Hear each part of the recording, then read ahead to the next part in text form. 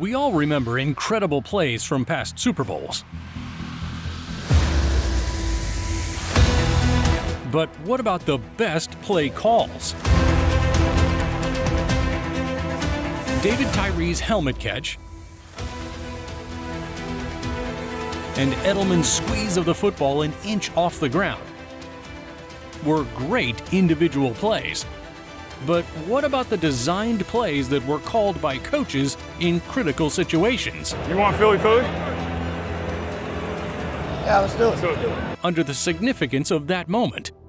When the biggest game is on the line, what's the best play call?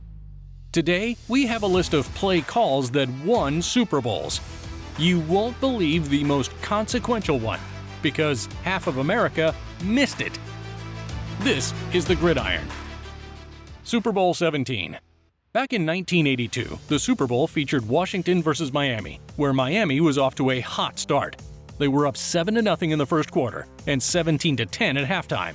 Washington managed to get a field goal in the third quarter, but in the fourth, they were still trailing 17-13. It was hard to score any points for Washington that game.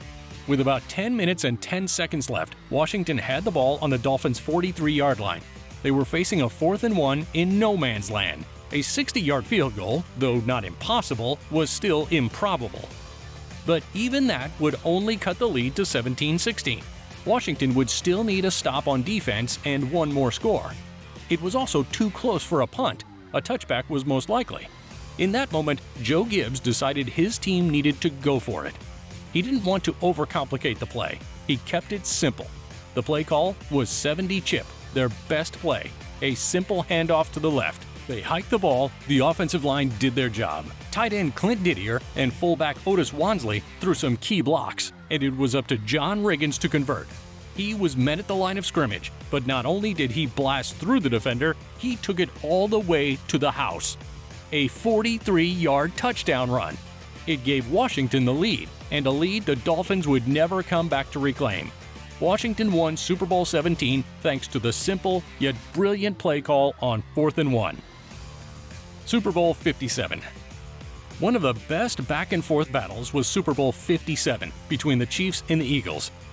Though the Eagles led much of the game, at the start of the fourth quarter they were only up 27-21. The Chiefs were heading down the field and knew they'd need a touchdown. It was 1st and 5 on about the 25-yard line. This was the first of two connected plays where one would set up the other. Kadarius Toney lines up in the backfield with Mahomes. He runs in motion to the left, and Mahomes hikes the ball, immediately looking for Toney on a screen pass. The Eagles defenders bite on this, and so Mahomes is able to find Juju Smith-Schuster for a chunk play.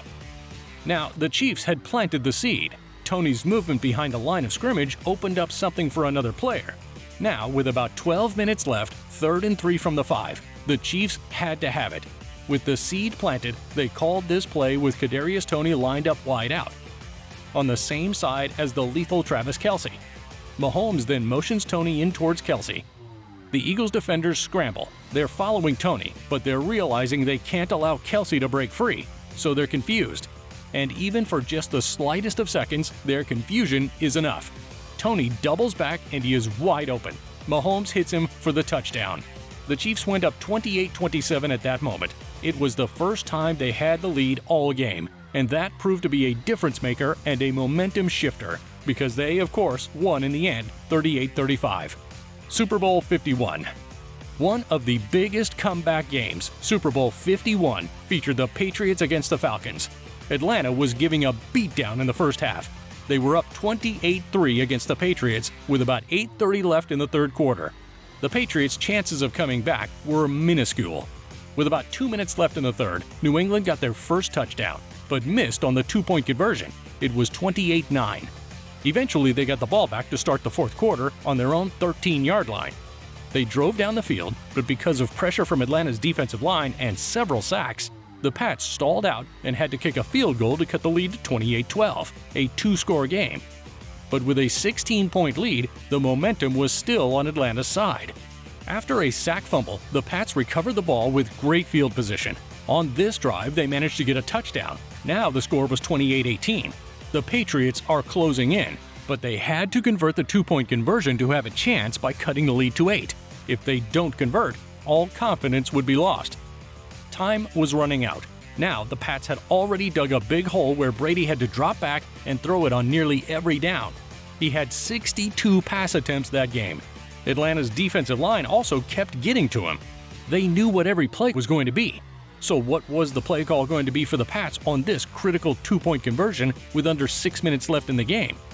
They called a direct snap to the running back as Brady faked catching the snap. Just enough trickery to keep the DBs and linebackers on their heels, allowing James White less resistance at the line of scrimmage so he could plow forward for 2. This play made the comeback a reality. Being down only 8, the Pats were then able to tie the game and, in overtime, finish the greatest comeback in Super Bowl history. Super Bowl 52. The very next year, the Patriots were back in the Super Bowl. This time, Super Bowl 52 saw them face off against the Philadelphia Eagles, a city starved for a championship. And without their starting quarterback, they were massive underdogs. When you're playing with a backup, if you can go into the half with a lead, you're happy. But that wasn't enough to make Doug Peterson happy. With the first half winding down, the Eagles were leading 15-12 and were in the red zone. They couldn't cash in on the touchdown on a 3rd down. It was now 4th and goal with 38 seconds left in the half. A lot of teams would take the free field goal, but Peterson wanted to gamble. He sent his offense onto the field. He didn't want to take chances with a small lead. That was Tom Brady on the other sideline.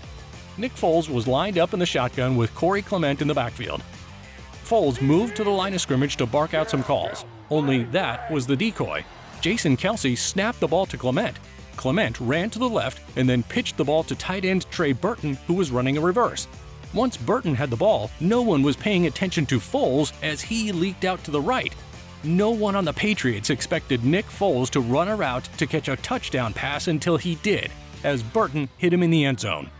The Eagles took a bigger lead into halftime with the Philly special, and that cushion afforded them a win in the end. This special play made them Super Bowl champs, finally. Super Bowl 44. Super Bowl 44, Peyton Manning wanted a second Super Bowl. To do it, he would have to beat the Saints. The red-hot Colts scored 10 points in the first half. The Saints only managed 2 field goals. The score was 10-6 in favor of the Colts at halftime, and the Colts were going to start the second half with the ball, which was bad news for the Saints. Manning knew the importance of taking that possession and scoring, and the Saints wanted to limit the amount of possessions he'd get. So Sean Payton called the most brilliant and simultaneously the riskiest play call you'll ever see in a Super Bowl. Half of America missed it because The Who just did the halftime show. Many people were replenishing drinks and snacks before the second half started. Who cares if they missed the kickoff? A lot of people did end up caring because the Saints did a surprise onside kick. Risky because if the Colts recovered, they'd get great field position. A field goal would be inevitable and a touchdown more probable. But the Colts weren't expecting this play at all.